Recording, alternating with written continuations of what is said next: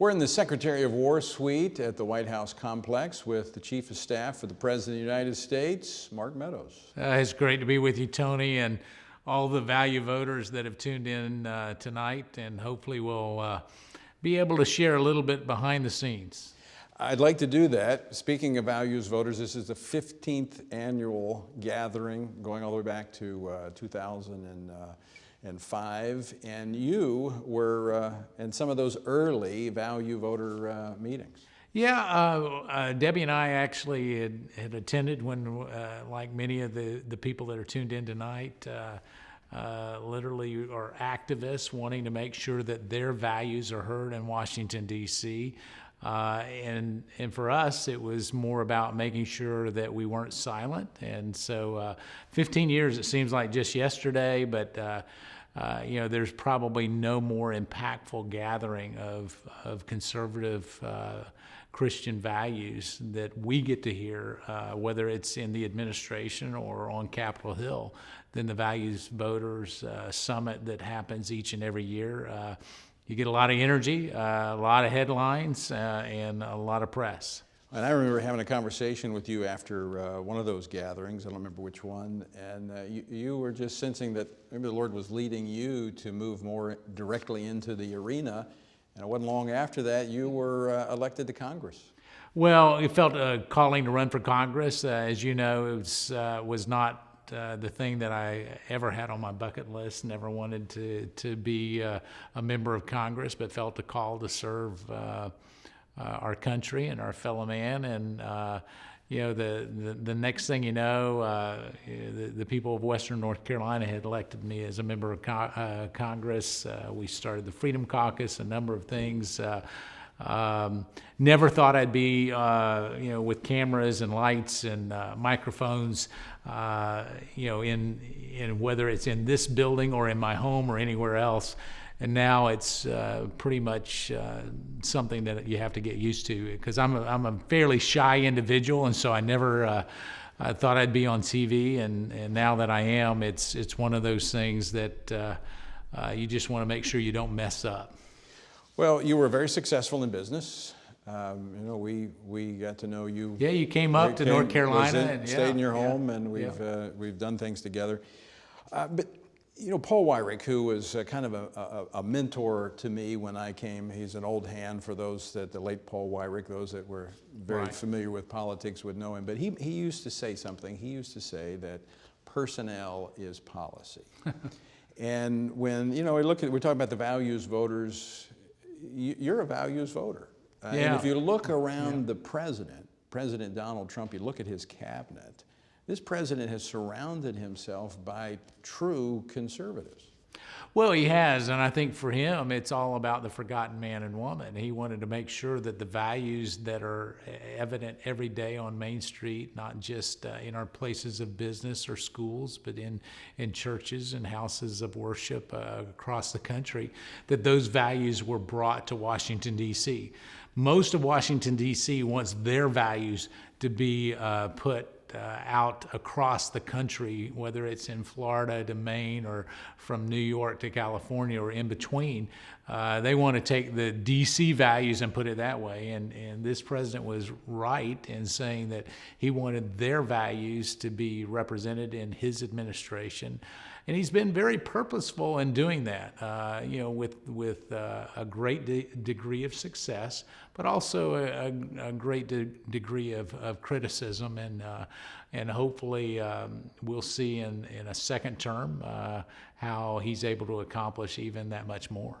Yeah, I'm going to talk about that in a moment. I'm going to talk about what it's like to be Chief of Staff for President Donald Trump. But you represent what I see happening in the Republican Party and in the conservative movement, which it kind of reminds me of the scripture, if we don't lose heart, we will reap in time. And I look at your district in particular, and I have a little time frame here. I've been here almost 20 years, so I get the vantage point of seeing what's happened. But your congressional district, 2006, the Democrats were able to knock off a kind of a moderate Republican, replace him with a conservative Democrat, Heath Shuler, who was at dinner with, spoke to many times, was a good friend. But he was forced to go along with the Democratic Party, Barack Obama's health care plan, pro-abortion, and set himself up for defeat. Right.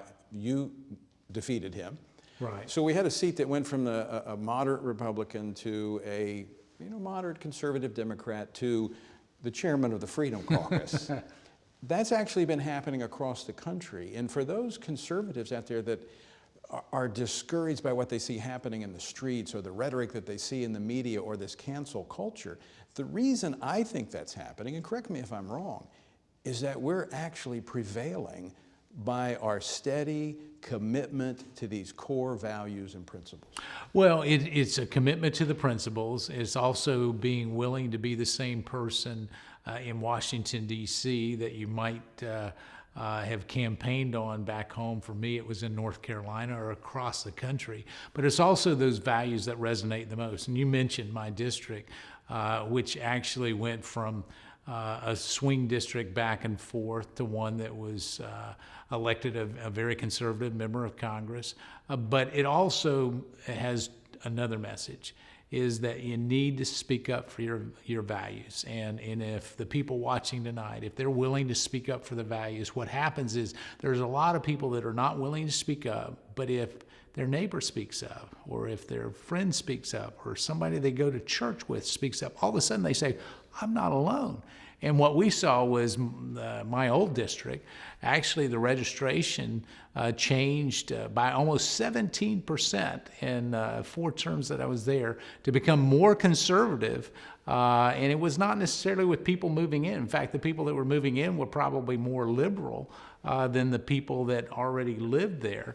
And but yet it was one person speaking up, talking to a neighbor, and saying, you know what, I'm not alone in what I believe and what I value. That's the influence. Yeah. That's the influence we have, and we stand for those core values we believe in, and not shrink back into the shadows. Right. Before I get to Mark Meadows making the transition from a businessman who liked the private life to the chief of staff for Donald Trump. Yeah. I want to talk a little bit about in that process, because you and I have worked on a number of issues. We have. Over these a number of successful issues that people would never know about. No. But it's how, when you are driven by your convictions and you are in these positions, you can make a difference. And I'll just mention one, which is publicly known, Miriam Ibrahim. Right. That you were very instrumental in securing As her you release. were, yeah. But she's now here, and it was a collaborative effort, but she's now living here free when she was on death row. In fact, last year when I was in Sudan meeting with the new prime minister, I went to the prison where she was chained to the floor and gave birth to her baby girl. Yeah. But she's free because you were willing to advocate, along with Chris Smith and some others.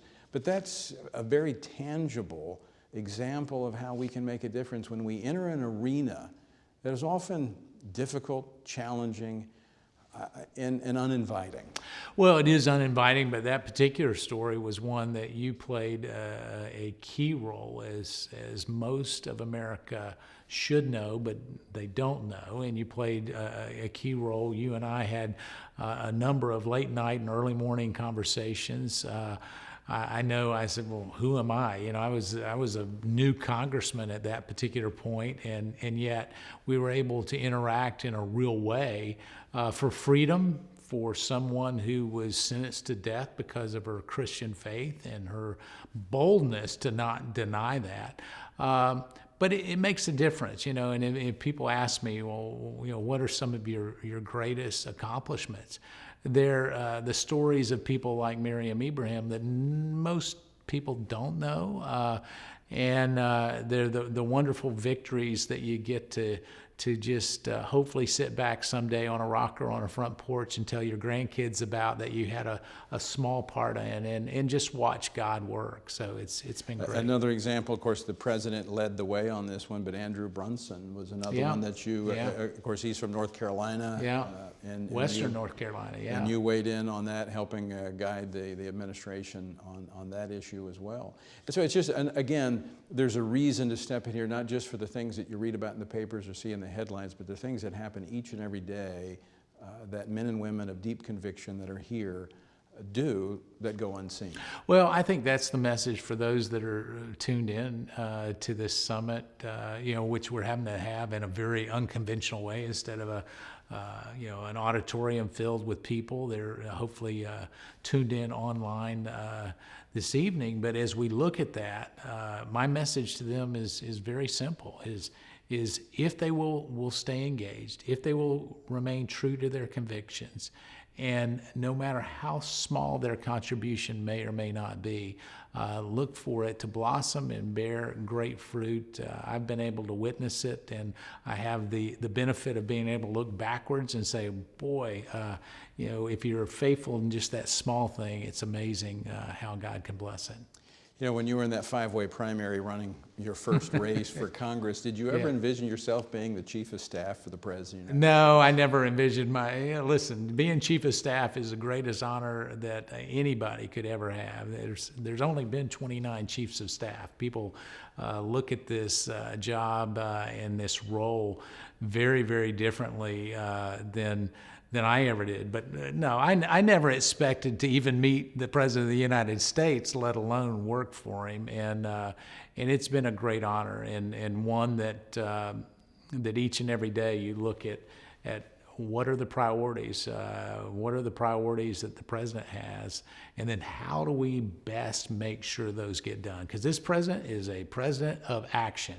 If you give him words without actions, he will call you out immediately. He's clearly getting it done, and to have a front row seat to history. Yeah. I mean, every day history is made, I think, yeah. in this administration. This president cares deeply about these issues. I know he doesn't come from the same, he was never an attendee at the Values Voter Summit until he was a candidate, and Right. a successful businessman. Right. Different set of values, to some degree. But there's not been a president that has embraced these issues of religious freedom, the sanctity of life. And I know you've heard more conversations in private than I have, but this president has said the same things privately as he has said publicly. In fact, oftentimes he says more privately about making sure that he fights for that forgotten man and woman and for their values, and making sure that when the big arm of government wants to come in and say that you shouldn't care about your religious liberties, when you shouldn't care about life, that he's been willing to fight. And what happens is a lot of administrations do what I call, they play it safe. They get in, they play it safe, they campaign 4 years later and say, well, gosh, we didn't get it done the first 4 years, we're going to get it done in that second term. This president didn't play it safe. I mean, if it's out there, if he made a campaign promise, he wants to make sure he fulfills it. We've got an embassy in Jerusalem that many other presidents have promised to do, and it was this president who was willing to really go against advisors, even in the White House, that says, it's going to create all kinds of unbelievable problems. And so what do we see now? We see a president that is willing to engage and really take bold and courageous actions because of the American people willing to stand up with him and behind him and encouraging. And that's why I think you've made a good chief of staff for him, because as a businessman, you were a risk taker. You were a developer, you took risk, you knew that the reward was in proportion to the risk that you were willing to take. And quite frankly, the political class here is too risk adverse. That's so right. Now that's interesting you say that, and I didn't really think about that, but most politicians, the riskiest thing they do is run for office the first time. And then after they get here, it's like, Lord of the Rings, they get that precious ring and they say, oh, I can't, the precious is always there and they can't let go of it. But the riskiest thing they do is run for office. And then once they get here is they do everything to mitigate the risk and become ineffective. And this president is a risk taker, and he's willing, in spite of unbelievable persecution and unbelievable ridicule, take the risk to do what he promised the American people he would do. And it's an honor to serve him. Yeah, I think one of the areas where that's most evident is in the courts, and we're going to see that here very soon, Yeah, and the very president soon. making a nomination, so I'm not going to squeeze you for... Yeah, well, it wouldn't work anyways. I'd love to put it all out there, but I've had more media call me about who is it going to be, But you we just won't comment. you see the political class wants to go the path of least resistance. This president, just watching him for the last 4 years, he's going to go for the biggest return. Yeah. And that, I think, is what defines him as a president that will go down in history as making a difference. And, you know, quite frankly, our nation is at that point where if we don't make a big difference, a change, Yeah. We're on a path that's not sustainable, both culturally, economically, in every way.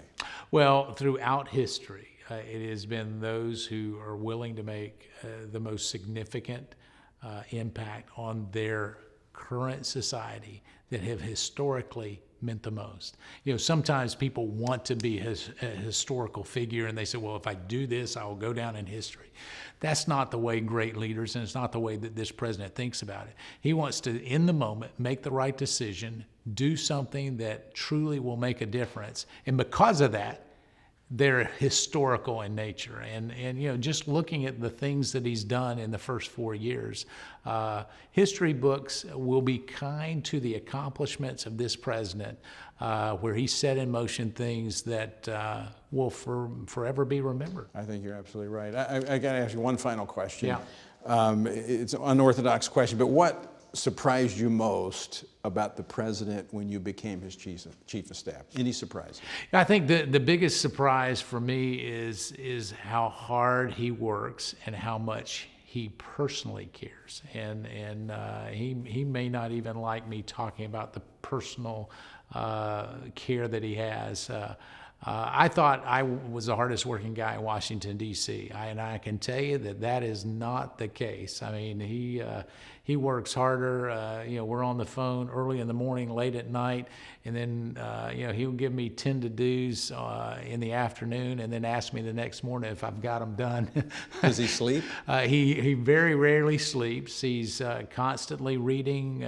He's constantly taking notes, and if he sees something that he doesn't like, he'll pick up the phone and he'll call and say, you know, let's get this taken care of. So that was a big surprise. But the other part of it is when he hears the stories of people that are hurting in America, regardless of their party affiliation, he wants to do something about it, and oftentimes has done things about it from a personal standpoint, not in his capacity as president.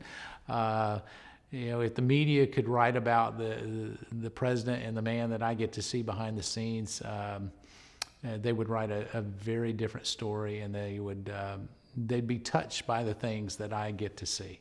I've seen just a little bit of that. I know in 2016, when he was actually running for president, we had the floods in Louisiana. Yeah. He came down. I traveled with him and Franklin Graham and the vice president, and he would stop to get out and talk to those that were dragging all of their possessions out of their home that was flooded, and he did care. You see that he is a compassionate individual. Mark Meadows, I want to thank you for taking time to sit down with me. I have one final thing. I brought something for the president to put on the beast. A bumper sticker. Okay, pray, vote, stand. I love it. Well, those are all good action words. So I'll be looking for he that. would be focused on the vote. It's there for him. All right, very good. Mark Meadows, Thank thanks you. so much. All right.